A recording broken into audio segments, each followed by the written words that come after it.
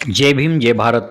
आप देख रहे हैं भोजन की आज़ादी टीवी चैनल। दोस्तों, यह वीडियो आपके लिए खास इस देश में ओबीसी समाज की दिशा दशा और दुर्दशा, इसके लिए जिम्मेदार कौन है? क्या एससी एसटी या अल्पसंख्यक, क्या ये जिम्मेवार है, या मनुवादी धार्मिक सामंती और मनुवादी जातियां ये जिम्मेवार है? तो दोस्तों, इस वीडियो में हम आपको यही बताएंगे कि ओबीसी समाज के लिए जिन महापुरुषों ने अपना योगदान दिया, उनके विकास के लिए योगदान दिया, ओबीसी समाज उस महापुरुषों को अभी तक नहीं पहचानता है। और जिन्होंने ओबीसी समाज का बहुत बड़ा नुकसान किया है, उसके साथ ओबीसी समाज चल रहा है। ओबीसी समाज का नुकसान किसने किया? ओबीसी समाज आज तक क्यों नहीं अपने अधिकारों को समझ रहा है? क्यों ओबीसी समाज को अपने अधिकारों की जानकारी देने के लिए कोई ऐसी कमेटी या कोई समिति बनी है कि जो ओबीसी को यह प्रचार प्रचार के रूप में बता सके कि ओबीसी समाज के लिए भारत के संविधान ने और कई हमारे बहुजन महापुरुषों ने ओबीसी समाज के लिए बहुत बड़ा योगदान दिया। मगर ओबीसी समाज को यह जानकारी नहीं होने के कारण वह ओबीसी समाज, जिस समाज ने हजारों साल से ओबीसी समाज का हनन किया, उनके अधिकारों का हनन किया, उस समाज के साथ ओबीसी समाज चल रहा है।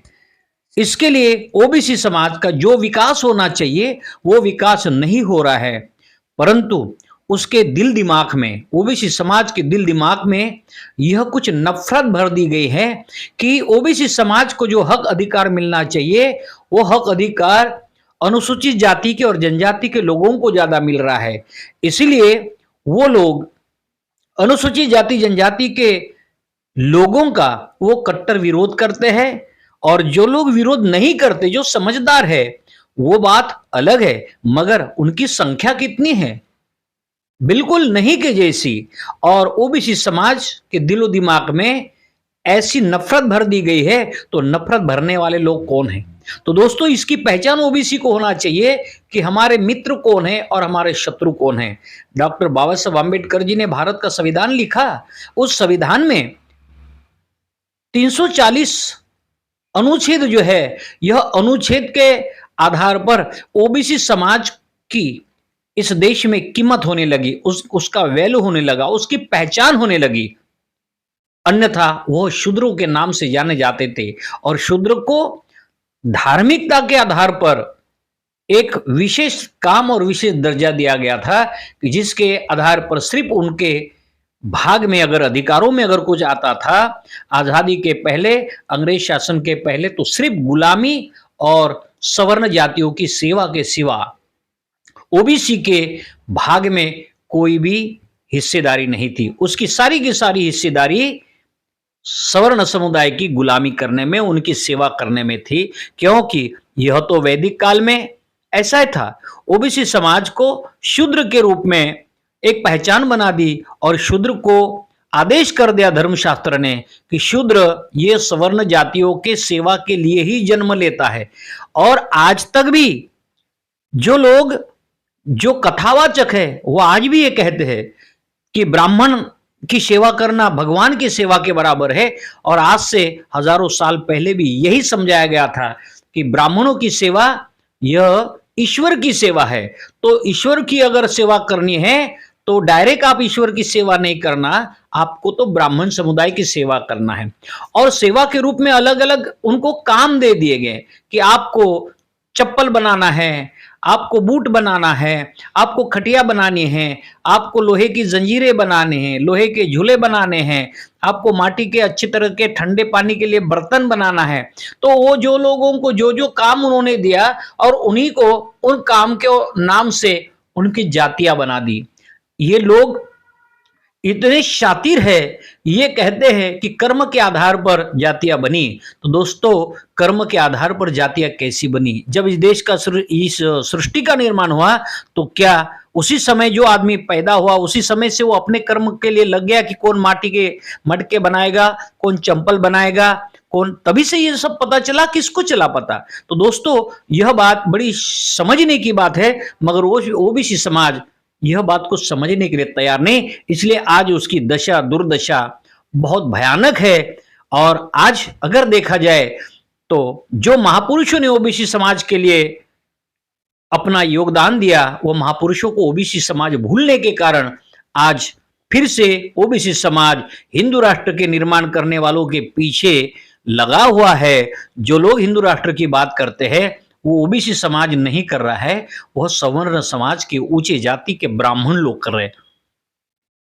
आपको पता है कि हर कथावाचक भारत का संविधान बदलने की बात करता है, कितने ही कथावाचक हिंदू राष्ट्र की बात करना चाहते हैं वो करते हैं। इसका कारण क्या है कि ये कथावाचक और ब्राह्मण ये सब एक ही है, और भारत के बहुत सारे ब्राह्मणों को इस देश का संविधान अच्छा नहीं लग रहा है। अच्छा न लगने का कारण क्या है कि उनको भारत के कोई भी व्यक्ति को अगर उसको हक मान सम्मान अगर मिलता है तो ब्राह्मणों को पीड़ा होती है। तो दोस्तों ये रामायण में भी आपने देखा होगा कि अगर शूद्र समाज के लोग तपस्या करते हैं, ऋषि मुनि तपस्या करते हैं, तो ब्राह्मणों को पीड़ा होती है। और ब्राह्मणों को पीड़ा होने का अर्थ है ईश्वर को पीड़ा होना, और ईश्वर को पीड़ा नहीं होना चाहिए। इसीलिए उन्होंने बहुत सारे अपने नुस्खे खोज निकाले हैं कि जो शूद्र अगर पढ़ाई करता है तो ब्राह्मण को पीड़ा होती है। इसलिए वो जो शूद्र धर्म के खिलाफ होता है, ब्राह्मणों के खिलाफ जाता है, उसकी हत्या कर देनी चाहिए। उस हत्या को ये लोग वध कहते हैं कि वध कर देना चाहिए, क्योंकि दुष्टों का वध होता है। उनकी भाषा की जंजाल में आप देखो तो पता चलता है वध यह शब्द धार्मिक मान्यता वाला शब्द माना जाता है। हत्या जो है तो फिर वो हत्या करने वाले को हत्यारा कहा जाता है, परंतु वध करने वाले को एक धार्मिक महानता का शब्द उसको सम्मान में दिया जाता है कि उसने वध किया। जैसा कि रावण का वध हुआ तो उसको बहुत सम्मान के साथ देखते हैं। अगर रावण की हत्या अगर बता देते हैं तो फिर रावण की हत्यारे की भी पहचान होती है। तो दोस्तों यह बात ओबीसी समाज के दिल दिमाग में अभी तक नहीं आ रही। महात्मा फुले जिन्होंने ओबीसी समाज के लिए 1882 में ओबीसी समाज के लिए और इस देश के एससी एसटी ओबीसी समाज के लिए, तमाम बहुजन समाज के लिए 1882 में अंग्रेज सरकार के सामने और हंटर कमीशन के सामने यह प्रस्ताव रखा था कि इस देश में शिक्षा व्यवस्था सभी समाज के लिए बराबर होना चाहिए। इनको बैठने का, उठने का और बराबरी में उठने बैठने का व्यवस्था होनी चाहिए। इनको सभी को जैसे सवर्ण जातियों को मान सम्मान मिलता है, इसी तरह से एससी एसटी ओबीसी जो आज के उस समय में महात्मा फुले के समय में, महात्मा फुले की भाषा शूद्र अति शूद्र इस समाज की बात करते थे। शूद्र अति शूद्र ये शब्दों का प्रयोग करते हुए ओबीसी एससी एसटी ओबीसी को यह अधिकार देने की बात करते थे। पहले व्यक्ति थे अंग्रेजों के सामने महात्मा फुले यह बात रखने के लिए कि जैसे आपके शासनों में, क्योंकि अंग्रेजों के शासन में सबसे ज्यादा ब्राह्मण मिली भगत थी, ब्राह्मणों की मिली भगत थी, और वह अंग्रेजों के शासन में खुशी से अपना शासन चलाते थे और उनके साथ मिल बांट कर चलते थे। तो दोस्तों फिर महात्मा फुले ने ये देखा, उनके अपने अनुभव हुए, और उसके बाद उन्होंने अंग्रेज व्यवस्था को ये बता दिया, ब्रिटिश व्यवस्था को बता दिया कि ये जो गांव के बाहर जो समुदाय है, जो लोग अपने अपने कार्य में व्यस्त है मगर उनको देश चलाने में भागीदारी नहीं मिल रही, इसलिए उसके भागीदारी के लिए हंटर कमीशन नाम को उन्होंने एक प्रस्ताव रखा और उनको नोटिस दिया कि आपके बराबर जो लोग ब्राह्मण और ऊंची जाति के लोग काम कर रहे हैं उसी तरह से एससी एसटी ओबीसी को मौका मिलना चाहिए। यह बात पहला व्यक्ति है। दोस्तों फिर भी ओबीसी समाज को महात्मा फुले की पहचान नहीं।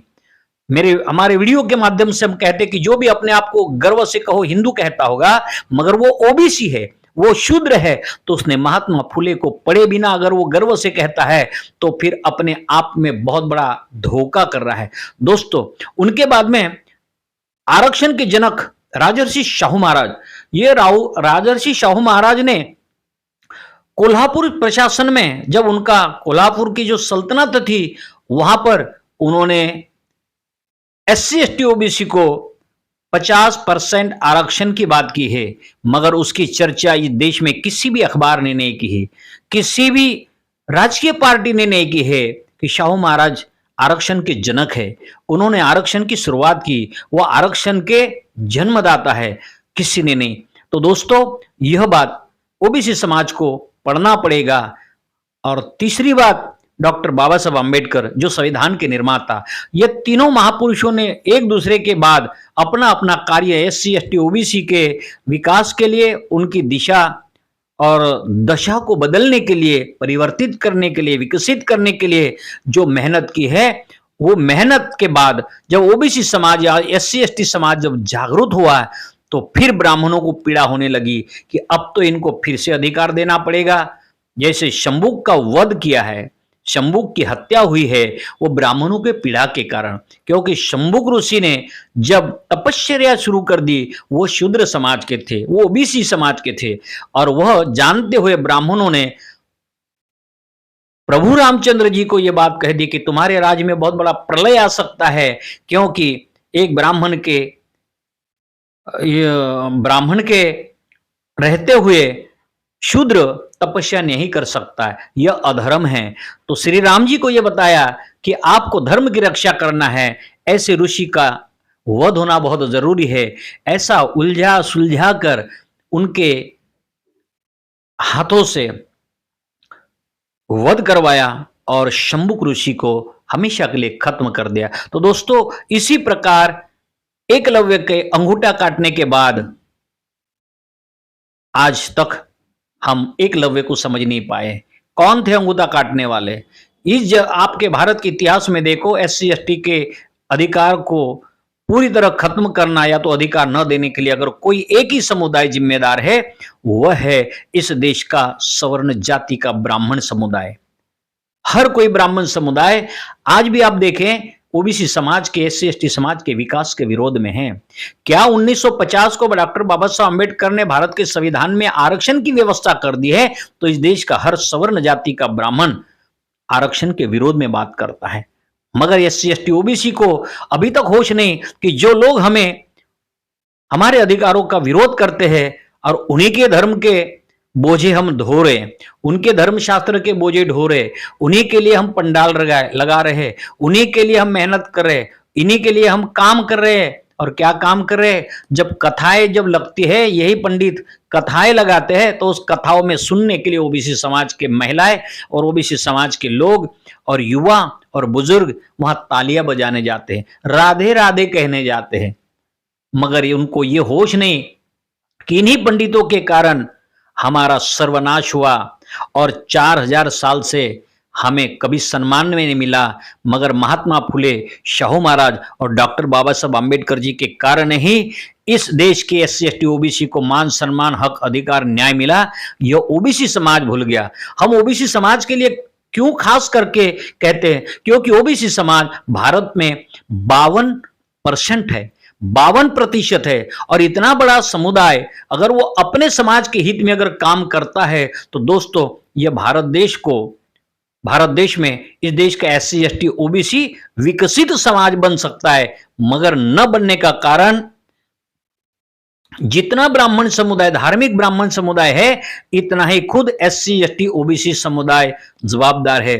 तो दोस्तों इसलिए आप लोगों को यह जागरूक होना होगा और इस देश में आपको अपना शासन सत्ता जब तक आप हासिल नहीं करोगे तब तक आप विकसित नहीं होगे। और आपको विकसित नहीं होने देने के लिए आपको कथाओं में बिठा जाता है, आपसे कहलवाया जाता है कि नया संविधान बनाना है, भारत देश नया बनाना है और भारत देश को लोकतंत्र नहीं, अब तो हमें हिंदू राष्ट्र बनाना है। तो दोस्तों हिंदू राष्ट्र की कल्पना आप 15वें 16वें सदियों में आप देख सकते हैं कि हिंदू राष्ट्र की उसी समय कल्पना थी, और आज वही कल्पना चाहते कि हिंदू राष्ट्र बनाना है।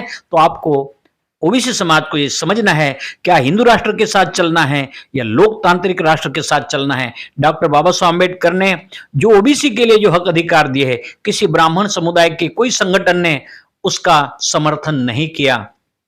ओबीसी के हक अधिकारों का समर्थन किसी ने नहीं किया। तो दोस्तों ओबीसी को जागना पड़ेगा। यह वीडियो कैसा लगा कमेंट में लिखिए, ज्यादा से ज्यादा शेयर करें, सब्सक्राइब करें और